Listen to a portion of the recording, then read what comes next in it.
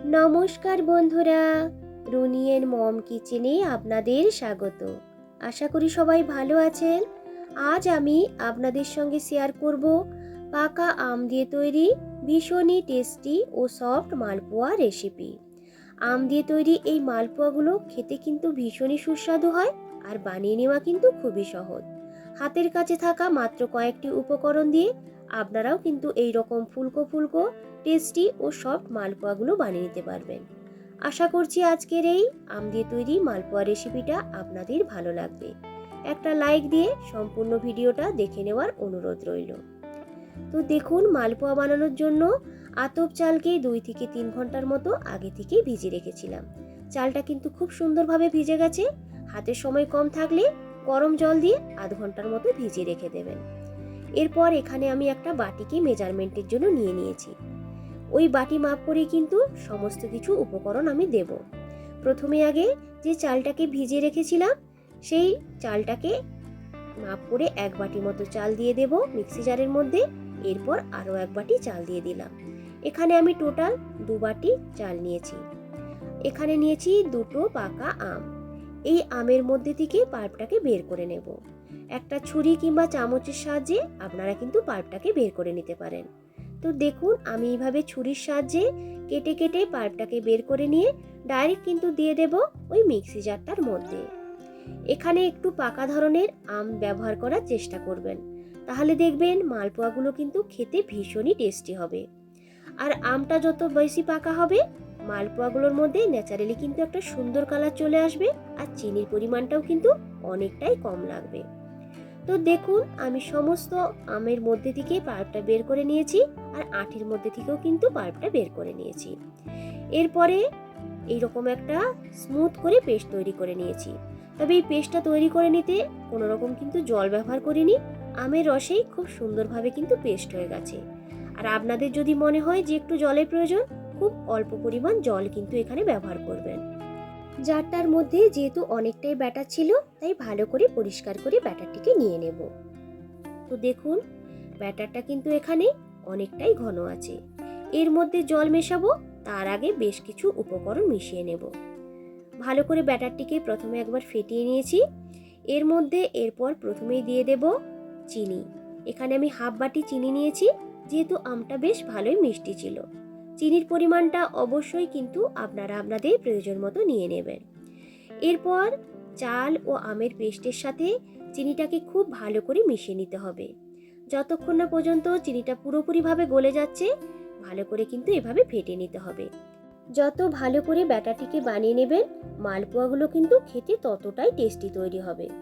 তো দেখুন, খুব ভালো করে সমস্ত কিছুকে মিশিয়ে নিয়েছি, আর চিনি মেশানোর পর ব্যাটারটা কিন্তু একটু পাতলা হয়ে গেছে। বাইন্ডিংয়ের জন্য এখানে দিয়ে দিলাম সেম বাটি মাপ করে হাফ বাটি মতো ময়দা। যদি আপনারা ময়দা পছন্দ না করেন, সেক্ষেত্রে আটাও ব্যবহার করতে পারেন। এর মধ্যে দিয়ে দিলাম অল্প একটু নুন, আর ফ্লেভারের জন্য নিয়েছি এলাচের গুঁড়ো। কোনো মিষ্টি জিনিসে একটু নুন দিলে দেখবেন খেতে কিন্তু বেশ একটু ভালোই লাগে। এরপর সমস্ত কিছুকে খুব ভালো করে প্রথমে আগে মিশিয়ে নেব। তো দেখুন, ব্যাটারটা কিন্তু এখানে অনেকটাই ঘন আছে। এর মধ্যে এরপরে জল অ্যাড করব। তো ভালো করে ব্যাটারটিকে ফেটিয়ে নিয়েছি। এখানে আমি নিয়েছি হালকা ঈষদুষ্ণ গরম জল। একটা আঙুল ডুবালে, যদি সেটা আপনাদের সহ্য মতো হয়, সেই রকম গরম জল কিন্তু এখানে নিতে হবে।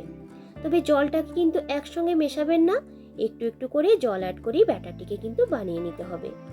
ঈষদুষ্ণ গরম জল দিয়ে ব্যাটারটা বানালে দেখবেন এই মালপোয়াগুলো কিন্তু খুব সুন্দর নরম তৈরি হবে।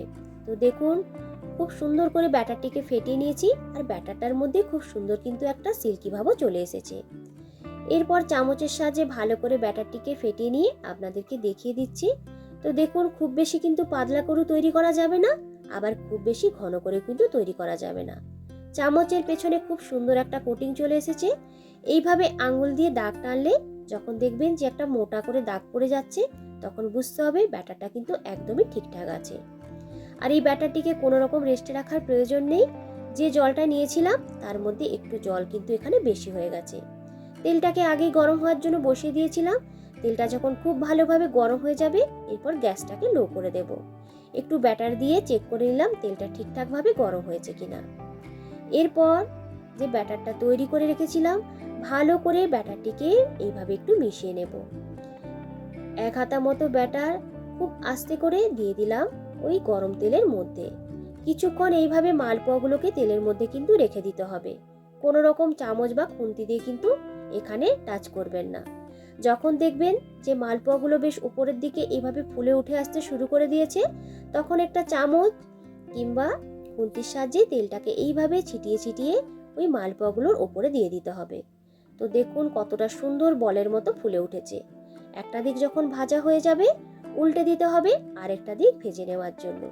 গ্যাসের ফ্লেমটাকে লো টু মিডিয়ামে রেখে এই মালপোয়াগুলোকে কিন্তু ভেজে নিতে হবে।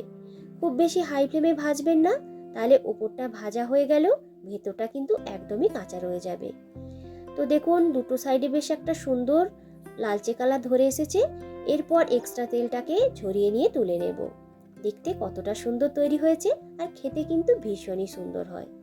একবার হলেও আপনারা কিন্তু বানিয়ে নেবেন। একই রকম ভাবে আমি আরও কিন্তু আপনাদেরকে একটা বানিয়ে দেখাচ্ছি। আর এই মালপোয়াগুলো যখন ভাজবেন, এত সুন্দর একটা গন্ধ বের হবে, সারা বাড়ি কিন্তু এর গন্ধে পুরো মমো করতে থাকবে। আমের সিজন শেষ হওয়ার আগেই পাকা আম দিয়ে আপনারা একবার হলেও এইভাবে মালপোয়াগুলো বানিয়ে খেয়ে দেখুন। ছোট থেকে বড় সকলেরই কিন্তু ভীষণই পছন্দ হবে।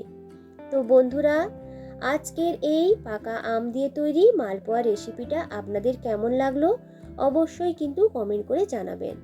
যদি রেসিপিটা ভালো লাগে একটা লাইক ও বন্ধুদের সঙ্গে বেশি বেশি করে শেয়ার করার অনুরোধ রাখলাম। আমার চ্যানেলে নতুন বন্ধু হলে অনুরোধ রইল চ্যানেলটিকে সাবস্ক্রাইব করে আমার সাথে থাকার জন্য। তো দেখুন আমি আপনাদেরকে একটা দেখাচ্ছি, ওপর থেকে বেশ একটু ক্রিস্পি তৈরি হয় আর ভেতরটা কিন্তু ভীষণই সফট হয়। এইভাবে একবার হলেও আপনারা কিন্তু বানিয়ে নেবেন। পুরনো বন্ধুদেরকে অসংখ্য ধন্যবাদ জানিয়ে আবারও হাজির হব নতুন কোনো দিন নতুন কোনো রেসিপি নিয়ে। আজকের মতো টাটা।